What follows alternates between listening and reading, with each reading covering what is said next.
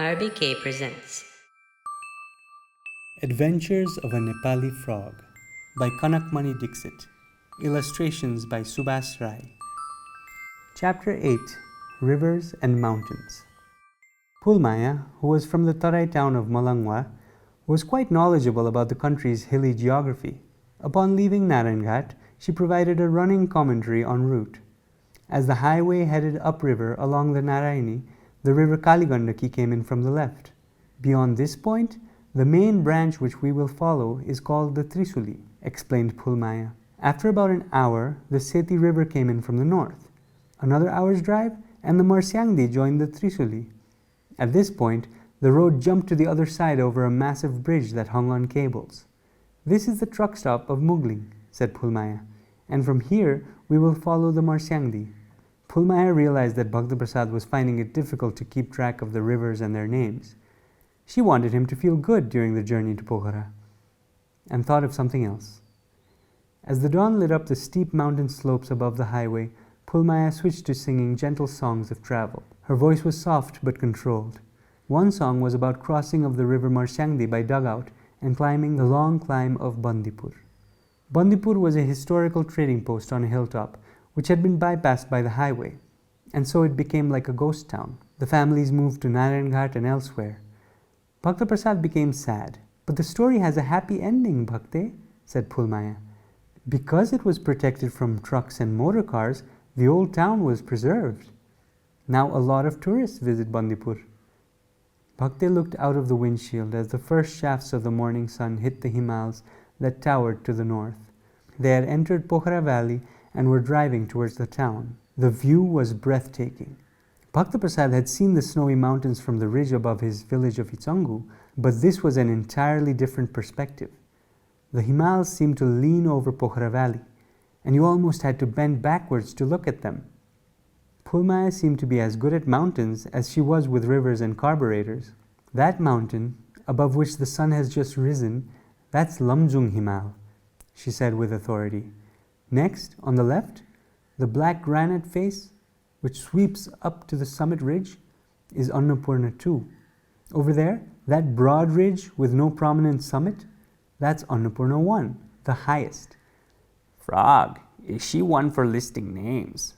Bhaktaprasad thought, lost among the mountains just as he had been confused earlier by the rivers. But he perked up when he heard Pulmaya say, pointing straight ahead, "That, Bhakte, is Matsapuchare." It was a name every froglet in Nepal knew.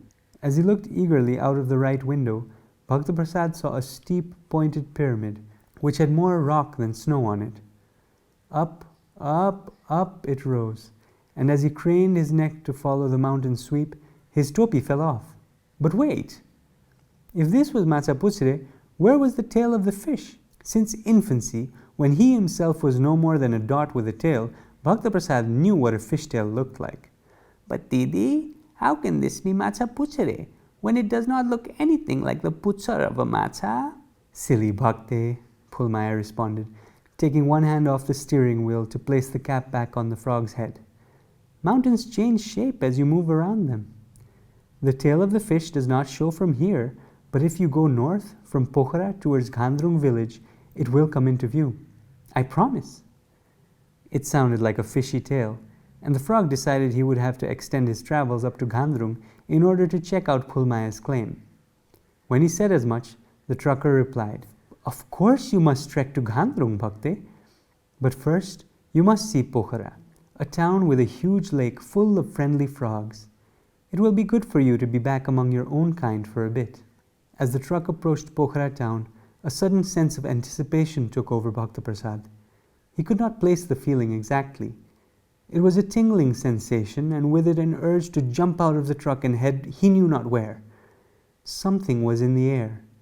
He looked quizzically at Pulmaya, who of course knew what was up. Pulmaya explained, "As an amphibian, Bhakte, your instinct has just told you that there is a large body of still water nearby. You have been away from stagnant pools for too long, and it is time to get wet." Not to prolong the frog's state, Pulmaya took a shortcut and drove the truck over to the shores of the great lake of Phewa. Pulmaya suddenly looked melancholic. as she reached over and opened the door on the frog's side. "Do not say anything, Bhakte. I hate goodbyes. Go, quickly, and take care as you climb mountains and ford rivers." Bhakta Prasad bolted out of the truck and hopped towards the water's edge, not even looking back as the truck made a slow turn and disappeared in a cloud of dust and diesel smoke. He was intent on reaching the water's edge. "Wow, what an expanse of water! What a huge pond!